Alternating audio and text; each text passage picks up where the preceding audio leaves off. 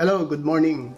Welcome to Mariachel Kitchen. Ngayon ituturo ko sa inyo kung paano paggawa ng sisig, tofu, tuna. Ito ang mga ingredients: tofu, tuna, onions, garlic, chili, mayonnaise, at cooking oil. Siyempre, haluan natin ng kalamansi para magkaroon ng flavor. Tara, umpisahan na natin. Ngayon, slice natin ang tofu into cubes.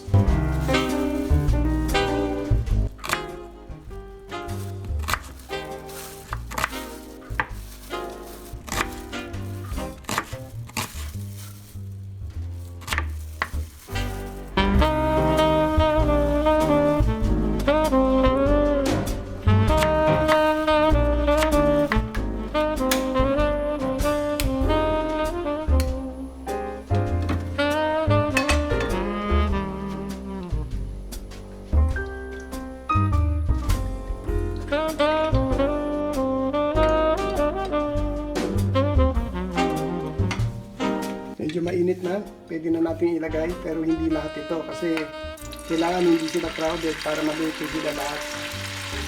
Kaya pili ko ngayon ito para yung susunod na batch naman ang saka natin ipabalik.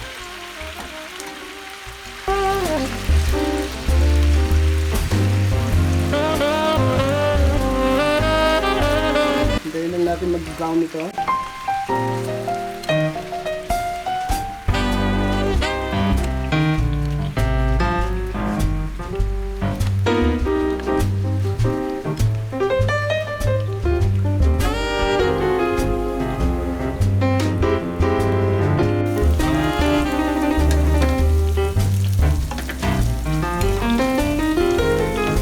Medyo brown na at siguro pwede na natin isunod yung isang batch.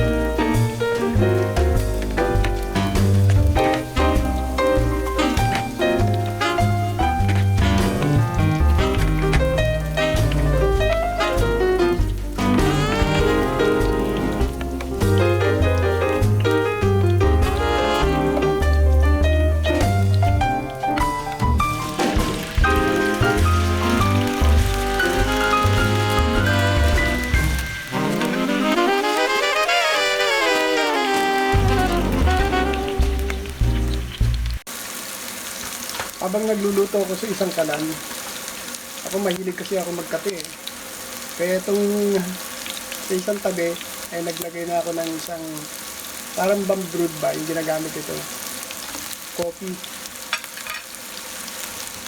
Pinakukuluan lang yan. Bali ito yung packaging yan. At ang laman nito ay isang sachet. Ay kita nyo ito, ano? Yan. Ito yun. Yan, medyo nagkukulay na. Pero balik tayo doon sa aking niluluto. Ito yung isang batch na niluto ko kanina. Medyo nagbabrown na. Hinaan natin ang apoy.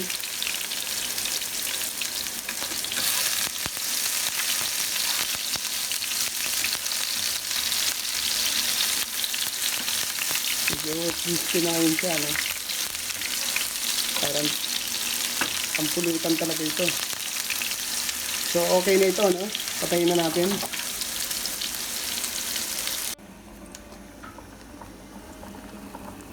So, kumulo na rin yung brewed coffee natin.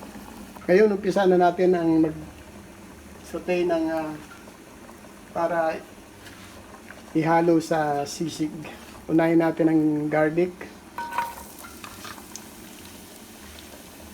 Medyo mainit pa ito.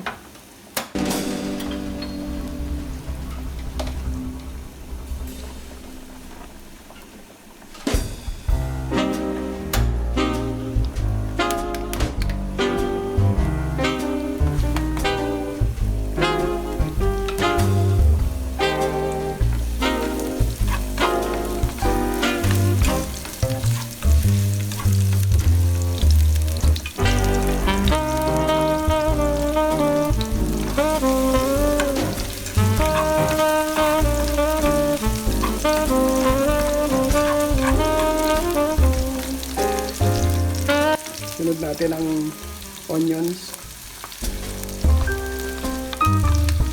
Gumagamit ako ng onions na white at red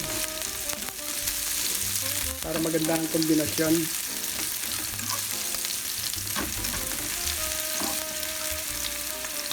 Sabay na natin ito.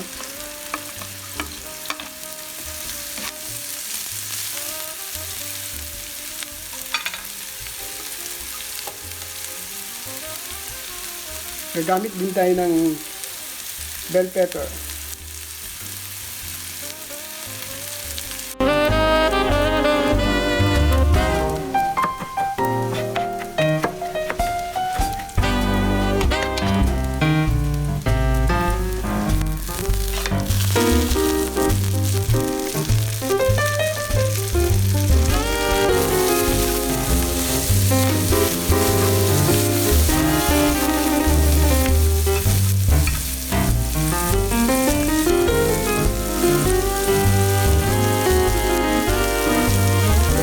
Ang gagamitin natin tuna ay tuna in can.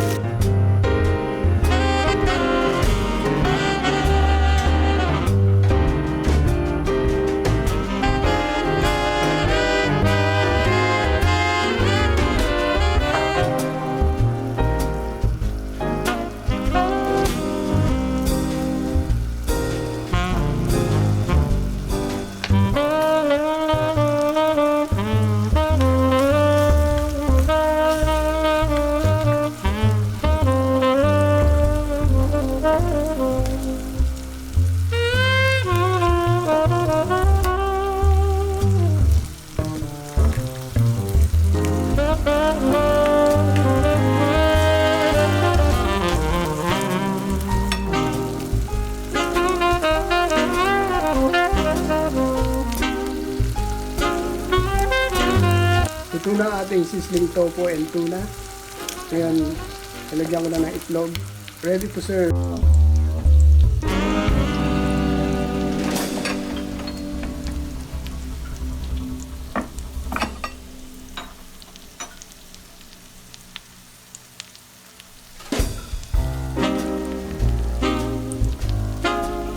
Ngayon, pwede na natin tikman na ating niluto.